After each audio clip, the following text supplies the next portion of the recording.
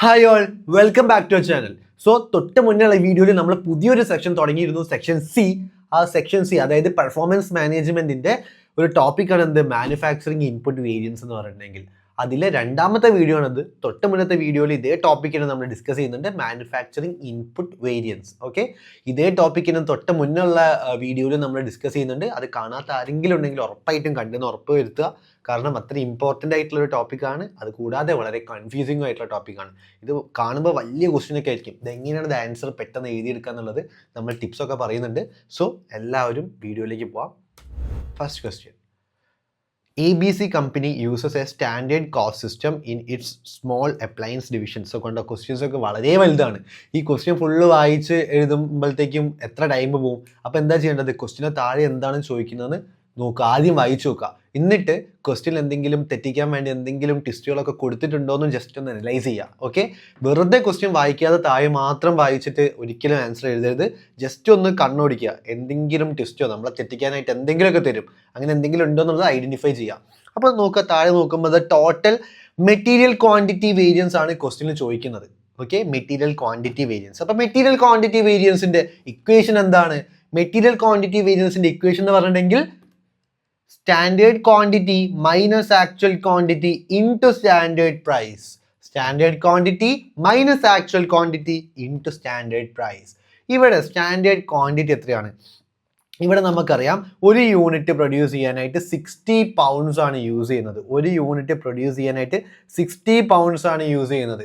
ഇവിടെ എത്ര യൂണിറ്റ്സ് ആണ് പ്രൊഡ്യൂസ് ചെയ്തത്? 1650 യൂണിറ്റ്സ് ആണ് പ്രൊഡ്യൂസ് ചെയ്തത്. ഒരു യൂണിറ്റ് പ്രൊഡ്യൂസ് ചെയ്യാനോ 60 പൗണ്ട്സ്. അപ്പോൾ ടോട്ടൽ എത്ര പൗണ്ട്സ് വേണ്ടി വരും? 1650 ഇൻറ്റു 60. അപ്പോൾ എത്ര കിട്ടി നമുക്ക്? സ്റ്റാൻഡേർഡ് ക്വാണ്ടിറ്റി ആയിട്ട് 99,000 എന്ന് കിട്ടി. 99,000 എങ്ങനെയാണ് ഇത് കിട്ടിയത്? ഒരു യൂണിറ്റ് പ്രൊഡ്യൂസ് ചെയ്യാനായിട്ട് 60 പൗണ്ട് ആണുള്ളത്. അങ്ങനെ ആവുമ്പോൾ 1650 യൂണിറ്റ്സ് പ്രൊഡ്യൂസ് ചെയ്യാൻ എത്ര പൗണ്ട്സ് വേണ്ടി വരും? 99,000 പൗണ്ട്സ് വേണ്ടി വരും.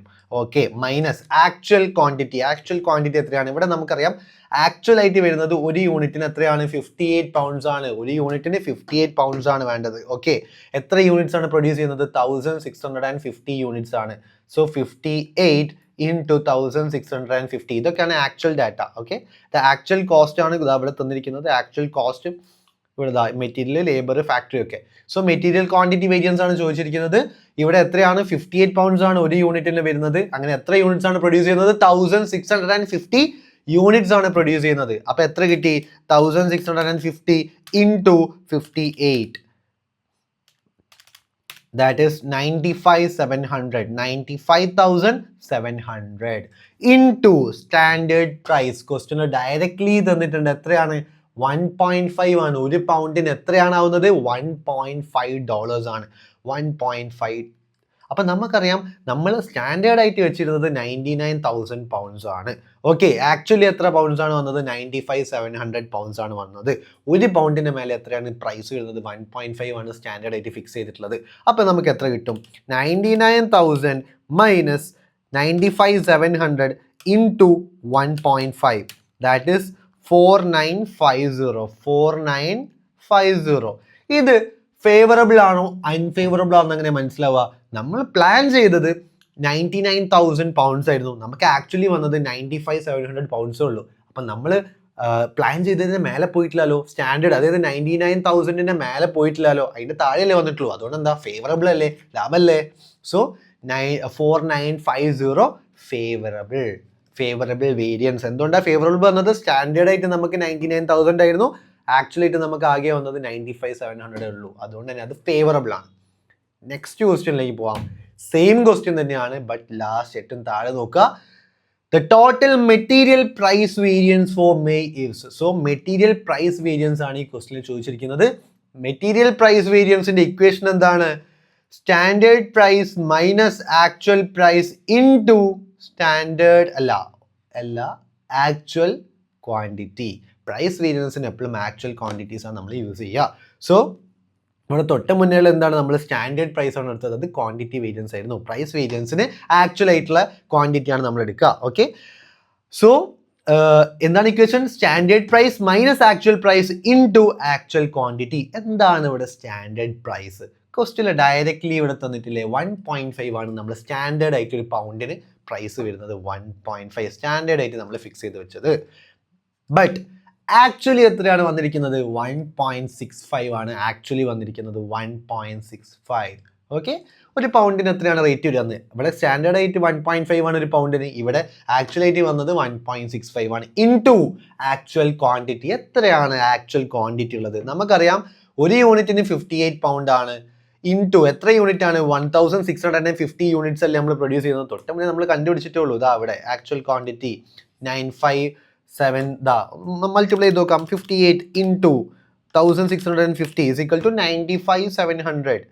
95,700. അപ്പോൾ എത്ര കിട്ടും? 1.5 ആണ് നമ്മൾ സ്റ്റാൻഡേർഡ് ആയിട്ട് ഫിക്സ് ചെയ്ത് വെച്ച പ്രൈസ്. ബട്ട് ആക്ച്വലി ആയിട്ട് അവിടെ എത്രയാണ് വേണത്? 1.65 ആണ്. അത് ഫേവറബിൾ ആണോ അൺഫേവറബിൾ ആണോ? അൺഫേവറബിൾ അല്ലേ, കാരണം 1.5 കടന്നു പോയിട്ടില്ലേ, നമ്മൾ പ്ലാൻ ചെയ്ത് വെച്ച ഒരു എമൗണ്ടും കടന്നു പോയിട്ടുണ്ട് കോസ്റ്റ്. അതുകൊണ്ട് തന്നെ അതെന്താണ്? അൺഫേവറബിൾ ആണ്. Okay, 1.5 minus 1.65 into 95,700 that is 14,355 unfavorable.